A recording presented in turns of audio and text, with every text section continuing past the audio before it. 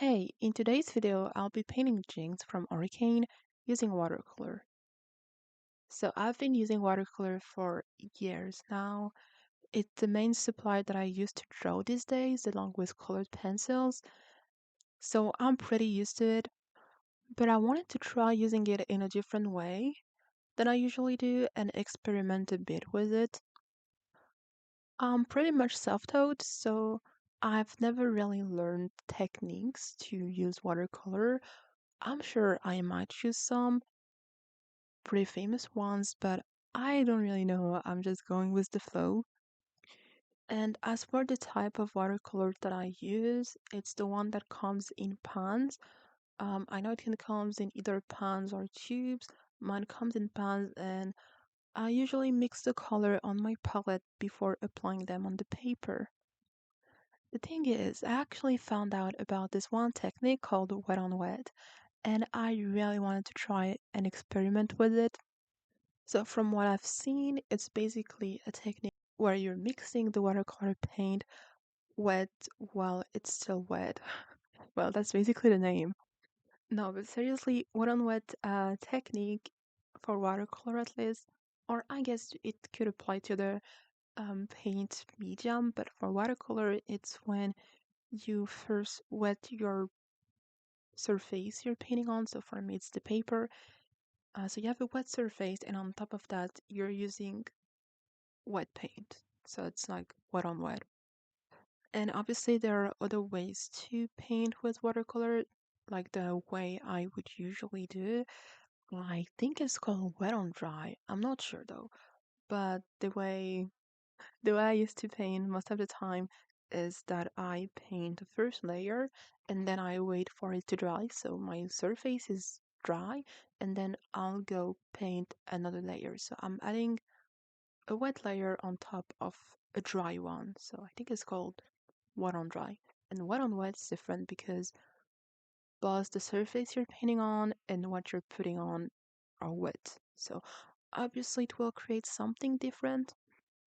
Now, the other thing that I want to talk about is Arcane, because the character that I'm drawing right now is Jinx from Arcane. Perhaps you know her already because it's a pretty famous show, and also a pretty famous video game, since these are characters from the League of Legends video game. But going back to Arcane, I really got into this show. I wasn't even planning on watching it at first, but it was recommended to me, so I watched it. And I have to say, I actually watched the first season pretty late.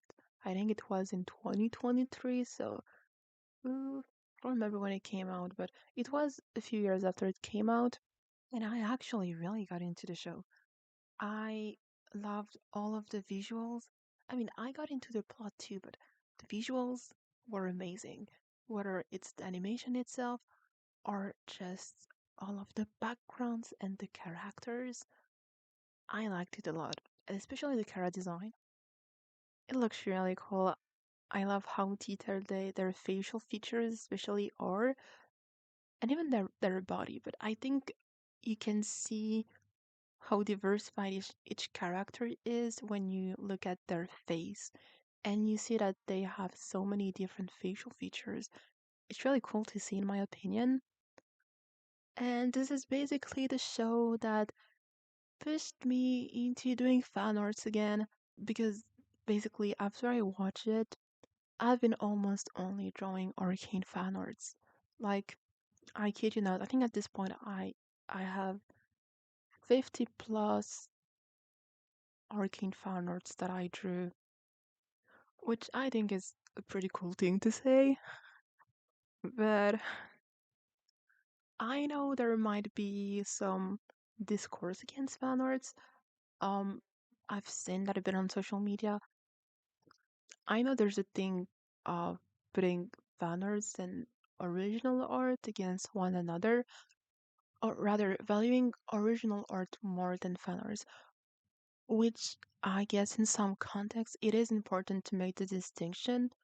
For example, if someone is uh, producing illustration that they want to sell in the future, of course you can't sell fan arts the same way you can sell your own original art because depending on whose fan art it is, you might not own the copyrights.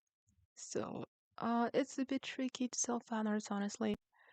Even though a lot of people are doing it, I wasn't even aware that there were copyright issues since I was seeing so many people selling fan arts. But yeah, it's actually a thing. But other than the commercial use of the drawings you make, I don't really like how I feel like there's a lot of people thinking that fan arts are less valuable than original art. Because I feel like when you tell other people that you're drawing and they ask you to see what you're drawing and then you show them and it's mostly fan arts, they might be a bit judgy. Maybe it's just my own perception of it, but most of the time I feel like there's this distinction in the value in terms of fan arts and original art. Like if you're coming up with your own original art, then perhaps you're a real artist or you have creativity, or I don't know what people are saying. But if you're only or mainly drawing fan arts, then it doesn't really count as your own art or as real art because you're drawing characters that belong to other people or universes that belong to other people. And I honestly don't think that's true because especially with the arcane fandom, and like artists drawing arcane fan arts, since the arcane universe is so rich in terms of story and visuals, I've seen so many amazing fan arts and I'm so happy to see them.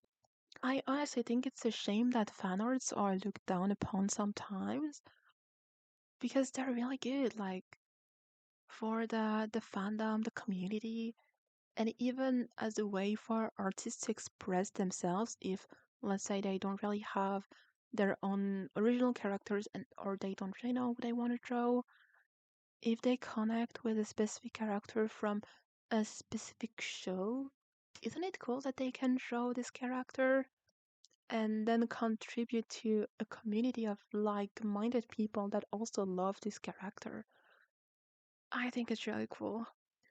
And once again, I'm only talking about fan arts as a practice in itself because if, let's say, you're an artist that is trying to live off your art, you might start by making fan arts because that's what you like and also because you know it could appeal to some people that are already into these communities. But as they're growing, I would totally understand and get why they would want to be known for their own personal art rather than fan arts because that's what they want for themselves as an artist. And also because once again, it's tricky to make money off of fan arts because of all of the copyright issues. So that's totally fine. I get it.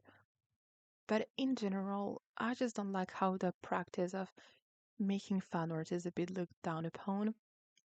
And I would say, honestly, I think I'm not reading that many fan fiction, but I feel like fan fiction might be in the same spot. But well, I'll save this talk for another time because I still have other things to say.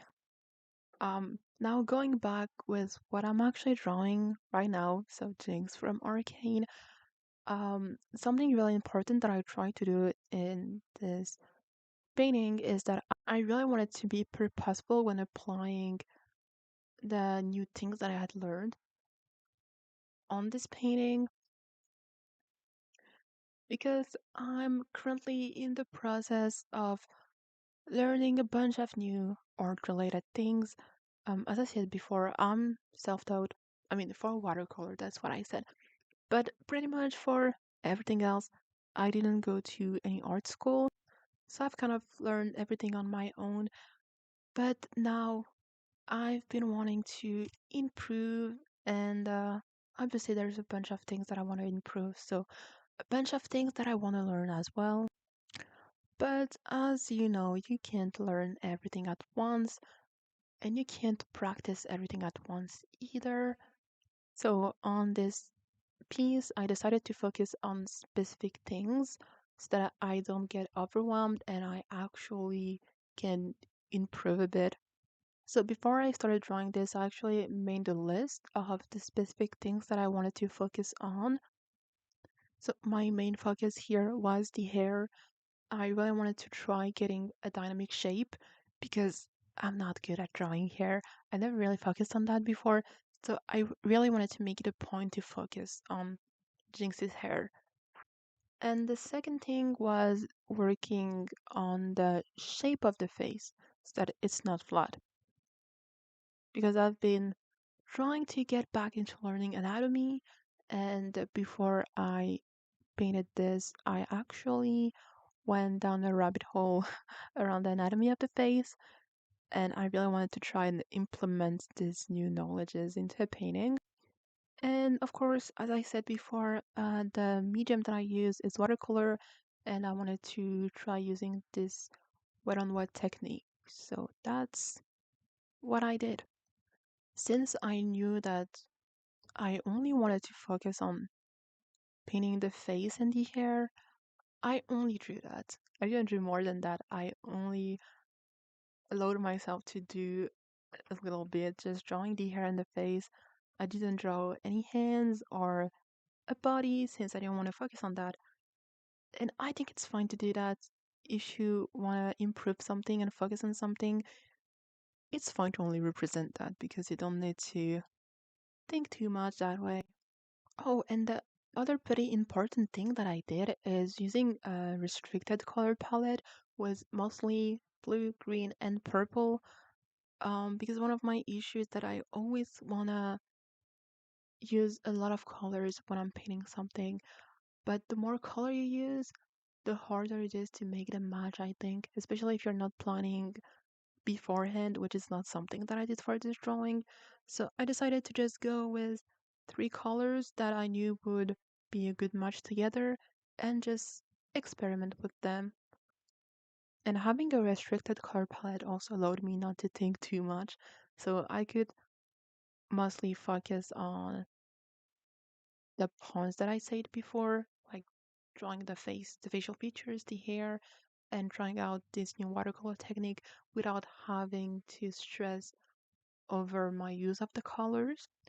And this is also, by the way, a really good example about how fan arts can help because here I knew I wanted to draw someone that will allow me to experiment with these things, and I didn't have any personal character fleshed out enough to draw, and I also didn't want to find a random picture of on Pinterest to draw because then I would have had to go into studying their face. I didn't want to spend that much energy on that. So I just went with Jinx because at this point I'm pretty familiar with her facial structure since I've watched the show and I drew her a lot before, like at least 30 times. So it wasn't hard to sketch her and it didn't feel stressful to do that with her. So yeah, I think it's another way that shows how good fighters can be, even for yourself. I honestly feel like it's the same as having a comfort show. I think it's a pretty common thing, right? Having a show you're going back to or a comfort video game you're going back to whenever you're feeling bad or even when you're feeling good, but something you're always going back to and it's not changing. I think it's also nice to have a comfort drawing subject, whether it's your own personal character or a character from a specific show, or it doesn't even have to be a human like thing, person. It can also be a specific animal or even a specific object. I think in general it's really nice to have a comfort drawing subject you can go back to when you want to draw something. And especially if you're in the process of trying and learning new things, I think it's especially good to have one component of your drawing that you're really comfortable with, so whether it's the medium you're using that you're comfortable with, or whether it's the subject you're drawing. That way, it's not all new and stressful. But once again, I really think there's nothing wrong with drawing the same subject you're comfortable with over and over again. And as a really good example, I would like to talk about Claude Monet, who is a really famous painter, and I love his work. He made a really famous painting series named Water Lilies, and it's a series of around 250 oil paintings that are all depicting his flower garden. So, all of these 250 paintings are all depicting the same subject. I mean, yeah, they're not all looking the same. Some are more zoomed in, some are bigger. I'm sure the size of his canvas changes and stuff.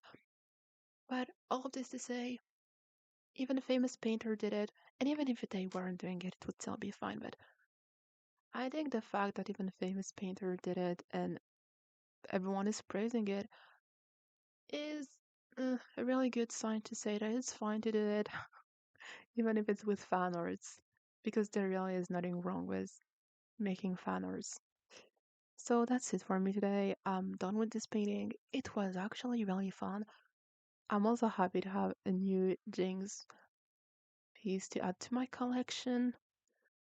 I'd love to hear your thought about this painting, and also if you have comfort show or characters or whatever, one thing that you really like, I would love to hear about it in the comments. I'll see you in the next one, and until then, I hope you have a good rest of your day.